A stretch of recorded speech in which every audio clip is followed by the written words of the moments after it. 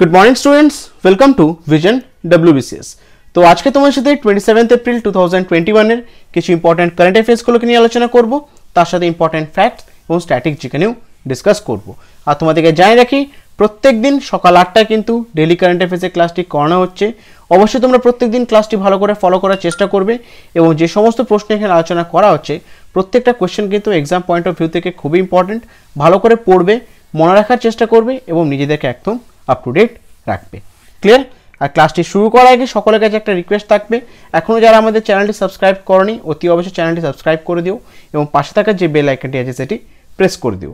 যখনই কোনো video upload হবে চ্যানেলে তোমাদের কাছে নোটিফিকেশন চলে যাবে। এবং সমস্ত ক্লাসের PDF প্লাস নোটিফিকেশন যদি পেতে চাও অবশ্যই তোমরা কিন্তু আমাদের টেলিগ্রাম চ্যানেলের সাথে জয়েন করতে পারো। টেলিগ্রাম চ্যানেলের লিঙ্ক কিন্তু ডেসক্রিপশন বক্সের মধ্যে প্রোভাইড করা আছে।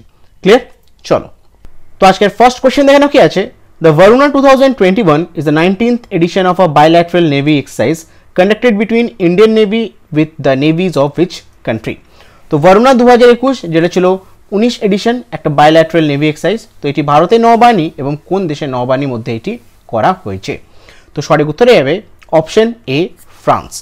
তো ফ্রান্সের নৌবাহিনী এবং ভারতের নৌবাহিনী দুটি দেশের নৌবাহিনী মিলে Varuna 2001 যেটা হচ্ছে একটা বাইল্যাটারাল নেভাল এক্সারসাইজ এটি কন্ডাক্ট করা হয়েছে 25 এপ্রিল থেকে 27 এপ্রিল। আর 2021 সালে এটা ছিল একটা 19th এডিশন এই বাইল্যাটারাল নেভাল এক্সারসাইজটির।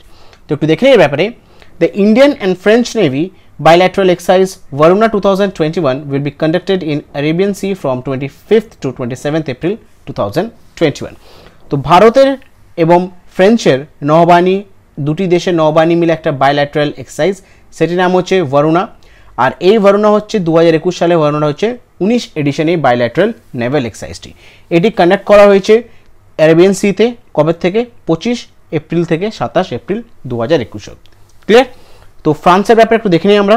প্রেসিডেন্টের নাম হচ্ছে এমানুয়েল ম্যাক্রন, ক্যাপিটাল হচ্ছে প্যারিস এবং কারেন্সি হচ্ছে ইউরো এবং CFP ফ্রান্স।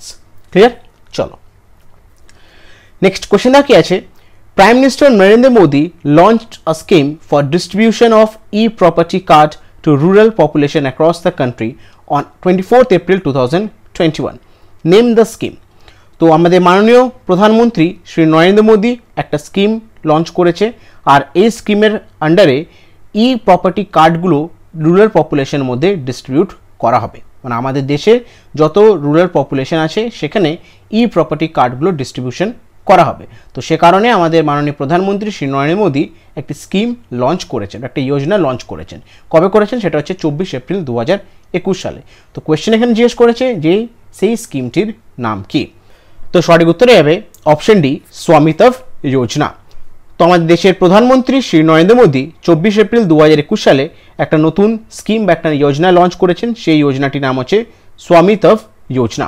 আর এই যোজনার আন্ডারে রুরাল পপুলেশনের মধ্যে আমাদের দেশের রুরাল পপুলেশনের মধ্যে ই প্রপার্টি কার্ডগুলোকে ডিস্ট্রিবিউট করা হবে। তো সে কারণে একটা নতুন স্কিম লঞ্চ করা হয়েছে। ক্লিয়ার? তো ব্যাপারটা একটু দেখে নিই আমরা। Prime Minister Shri Narendra Modi launched the distribution of e-property cards under the Swamitva Yojana scheme on National Panchayati Raj Day on 24th April 2021 through video conferencing। তো আমাদের দেশের প্রধানমন্ত্রী শ্রী নরেন্দ্র মোদী ভিডিও কনফারেন্সিংয়ের মাধ্যমে 24 এপ্রিল যেটা ছিল আমাদের দেশের ন্যাশনাল পঞ্চায়েতি রাজ ডে, তো সেই দিনে ই প্রপার্টি কার্ডগুলোকে ডিস্ট্রিবিউট করার জন্য রুরাল পপুলেশনের মধ্যে ডিস্ট্রিবিউট করার জন্য একটা নতুন স্কিম বা একটা যোজনা লঞ্চ করেছেন। আর সেই যোজনাটির নাম হচ্ছে স্বামিত্ব যোজনা। Clear? The launch mark the roll out of the implementation of Swamitva scheme across the entire country. আর এই স্কিমটির আন্ডারে ভারতে যতগুলো রুরাল পপুলেশন আছে সেই রুরাল পপুলেশনের মধ্যে ই প্রপার্টি কার্ডগুলোকে ডিস্ট্রিবিউট করার জন্য কিন্তু স্কিমটি লঞ্চ করা হয়েছে। ক্লিয়ার? চলো, নেক্সট কোশ্চেন দেখো কি আছে, খুবই ইম্পর্টেন্ট প্রশ্নটা। Which day of the year is commemorated as world malaria day? তো সারা বিশ্ব জুড়ে কোন দিন ওয়ার্ল্ড ম্যালেরিয়া ডেটি অবজার্ভ করা হয়? সঠিক উত্তরে যাবে অপশন সি, 25 এপ্রিল। তো প্রতি বছর 25 এপ্রিল সারা বিশ্ব জুড়ে ওয়ার্ল্ড ম্যালেরিয়া ডেটি অবজার্ভ করা হয়। ক্লিয়ার? তো একটু দেখে নিই ব্যাপারে। The world malaria day is observe globally on 25th April each year to recognize the effort of the people worldwide to control malaria। তো প্রতি বছর সারা বিশ্ব জুড়ে 25 এপ্রিল কিন্তু ওয়ার্ল্ড ম্যালেরিয়া ডেটি পালন করা হয়। আর এই দিনটি পালন করার মূল উদ্দেশ্য হচ্ছে সারা বিশ্বের মানুষের মধ্যে অ্যাওয়ারনেস ক্রিয়েট করার, যাতে ম্যালেরিয়া যে রোগটি আছে সেটা কিভাবে কন্ট্রোল করা যেতে পারে, কি এফর্ট দিলে সেটাকে আরও স্প্রেড করা থেকে কমানো যেতে পারে। তো সেই জিনিসটার অ্যাওয়ারনেস ক্রিয়েট করার জন্য কিন্তু প্রতি বছর 25 এপ্রিল ওয়ার্ল্ড ম্যালেরিয়া ডেটি অবজার্ভ করা হয়। ক্লিয়ার? সব থেকে ইম্পর্টেন্ট হচ্ছে থিমটা, 2021 সালের থিমটা দেখে নাও কী ছিল ওয়ার্ল্ড ম্যালেরিয়া ডে। সেটা হচ্ছে reaching the zero malaria target. এটা ছিল 2021 সালের ওয়ার্ল্ড ম্যালেরিয়া ডে থিম। তো খুবই ইম্পর্টেন্ট কিন্তু থিমটা, ভালো করে থিমটা মনে রাখার চেষ্টা করবে এবং যদি পারো ডেটটার পাশাপাশি থিমটা কিন্তু একটা খাতাতে নোট ডাউন করে নিও। ক্লিয়ার? কারণ থিমের উপর কিন্তু প্রায় সময় কিন্তু কোশ্চেন দিয়ে দেয়। বুঝতে পেরেছো? চলো নেক্সট কোশ্চেন দেখে নাও কি আছে। দ্য বিবাদ সে বিশ্বাস is launched by which ministry? তো বিবাদ সে বিশ্বাস এটা একটা স্কিম। তো এই স্কিমটি কোন মন্ত্রণালয় দ্বারা লঞ্চ করা হয়েছে? সঠিক উত্তরে যাবে option C, ministry of finance. তো মিনিস্ট্রি অফ ফাইন্যান্স দ্বারা একটা নতুন স্কিম লঞ্চ করা হয়েছে, সেই স্কিমটির নাম হচ্ছে বিবাদ সে বিশ্বাস। ক্লিয়ার? তো কারেক্ট অ্যান্সারের অপশন সি হচ্ছে মিনিস্ট্রি অফ ফাইন্যান্স। বুঝতে পেরেছো? চলো নেক্সট কোশ্চেন দেখে কি আছে। The Boao Forum for Asia annual conference 2021 was held in which country? তো Boao Forum for Asia annual conference 2021 এটি কোন দেশে এটি অর্গানাইজ করা হয়েছিল? সঠিক উত্তরে যাবে অপশন এ, চায়না। তো কিছুদিন আগে চায়নাতে the Boao Forum for Asia annual conference 2021 এটি অর্গানাইজ করা হয়েছিল। তো দেখে নিয়ে ব্যাপারে একটু।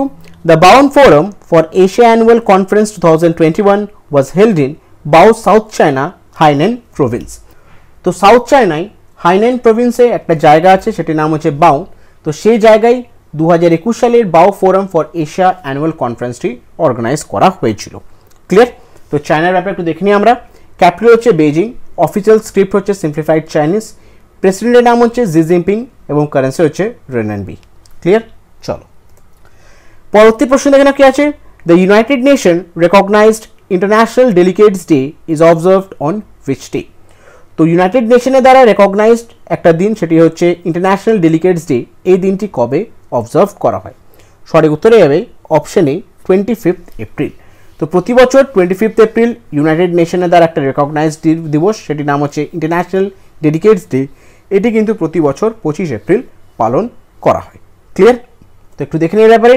The international delegates day is observed on April 25th to raise awareness of the role of representatives and delegates of member states to the United Nations in preventing war and conflict and paving the way for peaceful and prosperous societies through dialogues and collaboration, particularly during the most difficult of the times. তো প্রতি বছর international ডেডিকেটস ডেটি পালন করা হয় 25 April, আর এটা হচ্ছে একটা United Nation recognized দিন। Clear?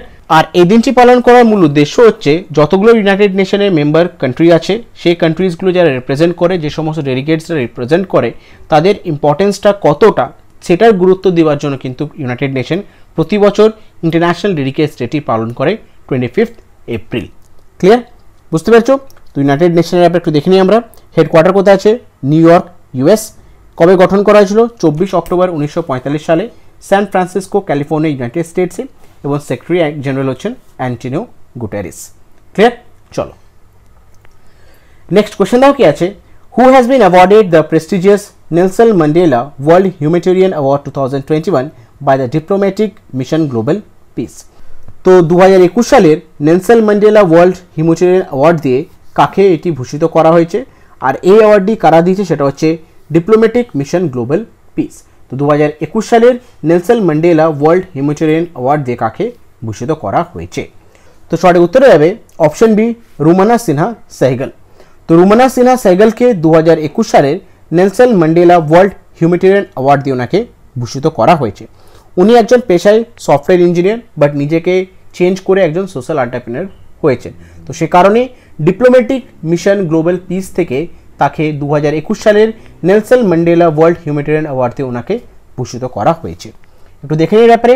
Software engineer turn social entrepreneur Rumana Sinha Sehgal has been awarded the prestigious Nelson Mandela World Humanitarian Award 2021 by the Diplomatic Mission Global Peace.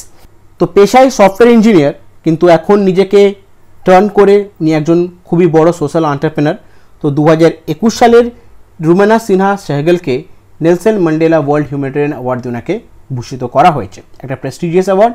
আর এই অ্যাওয়ার্ডটি কারা দিয়েছে সেটা হচ্ছে ডিপ্লোম্যাটিক মিশন গ্লোবাল পিস দিয়ে কিন্তু অ্যাওয়ার্ডটি ওনাকে দিয়ে ভূষিত করা হয়েছে। বুঝতে পেরেছো? চলো নেক্সট কোয়েশ্চেন দেখার কি আছে। Recently Lalit Behl passed away, he was related to which field? তো কিছুদিন আগে ললিত বেল স্বর্গীয় লাভ করেছেন, তো উনি কোন সাথে উনি যুক্ত? তো সঠিক উত্তরে যাবে অপশন ডি, উনি একজন অ্যাক্টর ছিলেন। তো কিছুদিন আগে ললিত বেল, যিনি একজন খুবই জনপ্রিয় অ্যাক্টর, উনি কিছুদিন আগে স্বর্গীয় লাভ করেছেন। একটু দেখে নিয়ে ব্যাপারে। veteran actor filmmaker Lalit Vel, known for featuring in acclaimed film like Titli and Mukti Bhavan, passed away due to COVID-19 related complication. He was 71 years old. তো একজন জনপ্রিয় অভিনেতা এবং পরিচালক ললিত ভেল কিছুদিন আগে উনি স্বর্গীয় লাভ করেছেন। 71 বছর বয়সে কোভিড-19 রিলেটেড কমপ্লিকেশনের জন্য কিন্তু উনি স্বর্গীয় লাভ করেন। ক্লিয়ার? ওনার 2-3টে খুবই ভালো ভালো সিনেমা আছে, যেমন তিতলি, মুক্তি ভবন, উনি ওগুলোতে পরিচালক ছিলেন। তো উনি কিন্তু কিছুদিন আগে 71 বছর বয়সে স্বর্গীয় লাভ করেছেন। ক্লিয়ার? চলো নেক্সট কোয়েশ্চেন কি আছে। Recently Binoy Agarwal past away, he was the chief executive officer of which company? তো কিছুদিন আগে বিনয় আগরওয়াল স্বর্গীয় লাভ করলেন, তো উনি কোন কোম্পানির চিফ এক্সিকিউটিভ অফিসার ছিলেন? সঠিক উত্তরে যাবে অপশন সি, এঞ্জেল ব্রোকিং। তো এঞ্জেল ব্রোকিং এর চিফ এক্সিকিউটিভ অফিসার বিনয় আগরওয়াল কিছুদিন আগে স্বর্গীয় লাভ করেছেন। ওনার বয়স 44 বছর ছিল মাত্র। তো একটু দেখে নিয়ে ব্যাপারে। Vinay Agarwal, the chief executive officer of Angel Broking, passed away at the age of 44 years.